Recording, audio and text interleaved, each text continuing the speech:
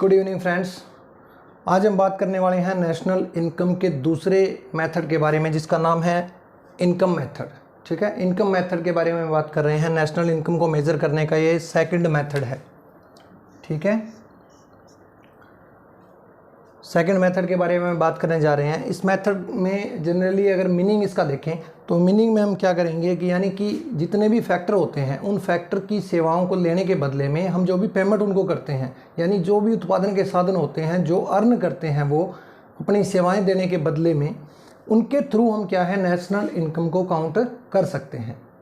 ठीक है, मैंने ये नहीं कहा कि जो फैक्टर होते हैं उनकी सेवाओं के बदले में जो पैसा उनको मिलता है वही नेशनल इनकम होती है, उनके थ्रू हम नेशनल इनकम को काउंट कर सकते हैं। ठीक है, चलिए यहाँ पर बात करते हैं। सबसे पहले जो है, यानी कहने का मतलब कि हमें वो चीज़ें देखनी है कि हम पैसा कहाँ कहाँ से कमाते हैं, कहाँ कहाँ से पैसा हम कमाते हैं, कहाँ कहाँ से कमाई करते हैं, उन चीज़ों के बारे में बात करते हैं। ठीक है, सबसे पहला वो चीज़ है कंपनसेशन ऑफ एम्प्लॉय, यानी कर्मचारियों का परिश्रमिक। जो लोग जॉब करते हैं, चाहे वो प्राइवेट करते हों चाहे गवर्नमेंट करते हों, ठीक है, वो लोग पैसा जो अर्न करते हैं उनको हम नेशनल इनकम के अंदर काउंट करते हैं इस मेथड के थ्रू। ठीक है, कंपनसेशन ऑफ एम्प्लॉय के अंदर हमने बात की है सबसे पहले वेजेस एंड सैलरी, यानी कि जो सैलरी और जो मजदूरी हमें इन कैश मिलती है, ठीक है ना, उसको हम साइड में रख लेंगे, उसको हम जोड़ लेंगे।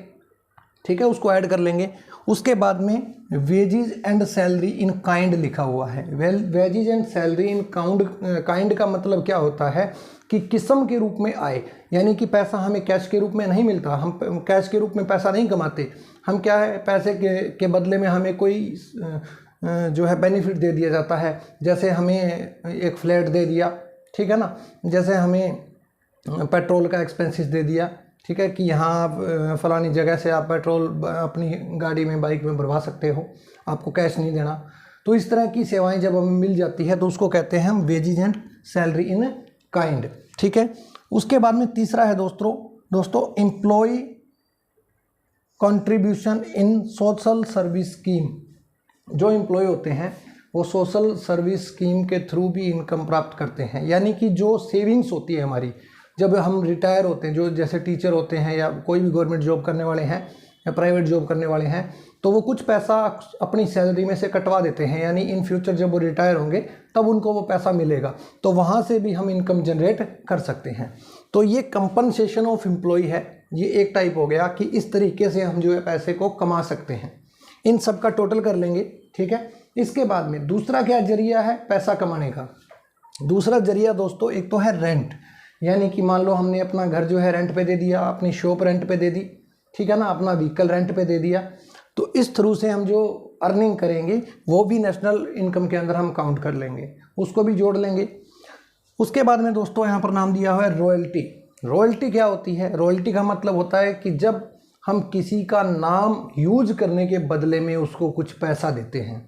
जैसे अगर मैं पेप्सी कंपनी का नाम यूज़ करता हूँ तो मुझे उसके बदले में उसको कुछ पैसा देना पड़ेगा, वही क्या होती है दोस्तों? रॉयल्टी होती है। तो रॉयल्टी के थ्रू भी हम क्या है पैसा कमा सकते हैं। जैसे अपने इस चैनल का नाम है कंपटीशन स्टडी मैटर, ठीक है ना, अभी तो इतना फेमस नहीं है, जब ये अगर कोई फेमस चैनल है बन जाएगा तब कोई इसका नाम यूज करना चाहेगा, यानी कि ये चैनल अगर कोई लेना चाहेगा तो इसके ऊपर क्या है रॉयल्टी मिलेगी मुझे, ठीक है ना, मैं रॉयल्टी से इनकम अर्न कर सकता हूँ। ठीक है, दूसरी चीज़। फिर इसके बाद में है तीसरा आगे इंटरेस्ट, यानी कि मान लो हमारे पास कोई पैसा है, हमारे पास इनकम है, उस पैसे को हम उधार दे दें किसी को और इंटरेस्ट ले लें या लोन दे दें, ठीक है ना। लेकिन एक बात याद रखनी है, जो भी हम लोन दे रहे हैं, जिस व्यक्ति को भी दे रहे हैं, वो उस लोन का, उस पैसे का यूज़ प्रोडक्टिव एक्टिविटी में ही करे, इस चीज़ का ध्यान रखना है। अगर मान लो मैं किसी अपने फ्रेंड को 1 लाख रुपए उधार देता हूँ और अपना घर खर्च चलाने के लिए, तो वो दोस्तों नेशनल इनकम में काउंट नहीं होगा। काउंट कौन सा होगा? वो इंटरेस्ट नेशनल इनकम में काउंट होता है जो जिसका यूज़ हम क्या है प्रोडक्टिव एक्टिविटी के अंदर करते हैं, तो उसको भी हम जोड़ लेंगे। यानी ये हमने जोड़ लिया, रेंट और रॉयल्टी को जोड़ लिया, इंटरेस्ट को भी जोड़ लिया। अब बात करते हैं आगे प्रॉफिट की, यानी प्रॉफिट से भी हम जो है पैसा अर्न कर सकते हैं। मान लो अब मैं कहीं जॉब नहीं करता, मैं किसी फर्म का मालिक हूँ, जब मैं किसी फर्म का मालिक हूँ तो मुझे क्या मिलेगा, प्रॉफिट मिलेगा ना। वो प्रॉफिट 3 तरह का होता है, एक तो कॉरपोरेट टैक्स, डिविडेंड और अनडिस्ट्रीब्यूटेड प्रॉफिट, यानी कॉरपोरेट निगम कर, लाभांश और जो है अवितरित लाभ, इन तीनों को जोड़कर क्या बनता है दोस्तों, प्रॉफिट बनता है। तो प्रॉफिट के थ्रू भी मैं पैसा अर्न कर सकता हूँ। उसके बाद में देखिए 5वां जो चीज़ बच जाती है, इन चीज़ों के अलावा हम पैसा कहाँ से कमा सकते हैं और कहाँ कहाँ से पैसा कमाते हैं।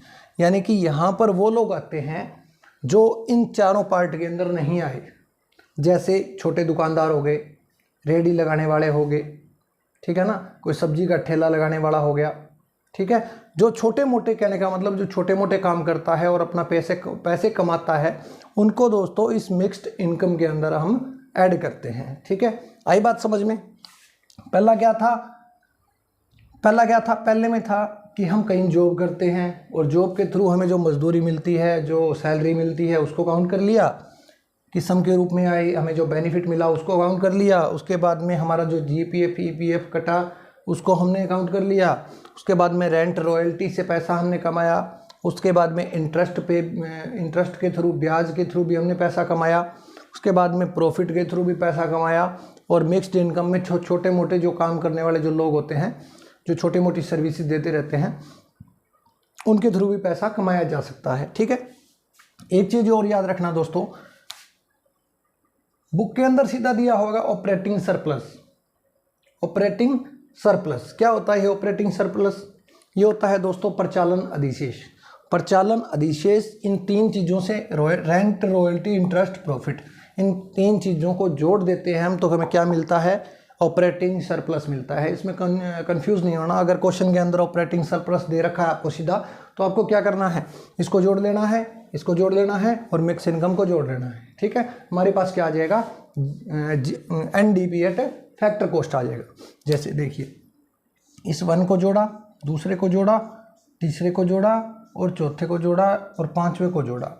इन सबको हमने जोड़ लिया, तो जोड़ने से हमें क्या हुआ? ये हमारे को प्राप्त हो गया दोस्तों। अब यहां से हमें पहुंचना कहां पे है? एनडीपी फैक्टर कॉस्ट से हमें कहां पहुंचना है दोस्तों? हमें पहुंचना है एनपीएफसी। यही होती है ना नेशनल इनकम, इसके ऊपर हमारे को पहुंचना है यहां से। तो इसमें क्या करेंगे? सबसे पहले एन है, एन को चेंज नहीं करना। दूसरा है डोमेस्टिक, डोमेस्टिक को चेंज करना है। डोमेस्टिक को जब नेशनल में चेंज करते हैं तो दोस्तों क्या करते हैं? इसमें नीफा को ऐड कर देते हैं। नीफा क्या होता है? Net income from abroad. और ये कैसे निकलती है? Net income from abroad minus net income to abroad. यानी कि विदेशों से जो पैसा हमारे पास आया और विदेशी हमसे जो पैसा ले गए, उसका हम डिफरेंस निकाल लेंगे तो क्या आ जाएगा हमारे पास? नेट इनकम फ्रॉम अब्रोड आ जाएगी, ठीक है। जब इसको इसमें जोड़ देंगे तो हमारे पास डायरेक्ट क्या आ जाएगा? Net national product at factor cost. यही क्या होती है दोस्तों? नेशनल इनकम होती है। समझ आया कॉन्सेप्ट? अगर कोई प्रॉब्लम हो तो कमेंट सेक्शन में लिख सकते हो, मैं दोबारा से इसको एक्सप्लेन कर दूंगा, या फिर वीडियो को दोबारा देख सकते हो। दोबारा देखोगे तो समझ आ जाएगा, 1-2 बार देखोगे तो बिल्कुल आसान से मेथड हैं, ठीक है ना। तो हमारे 2 मेथड कंप्लीट हो चुके हैं। तीसरा मेथड जो है वो अगली वीडियो में हम करेंगे। इस वीडियो में इतना ही। अगर वीडियो पसंद आई है, टॉपिक समझ आया है, तो वीडियो को लाइक करें, कमेंट करें, चैनल को सब्सक्राइब करें। थैंक यू दोस्तों।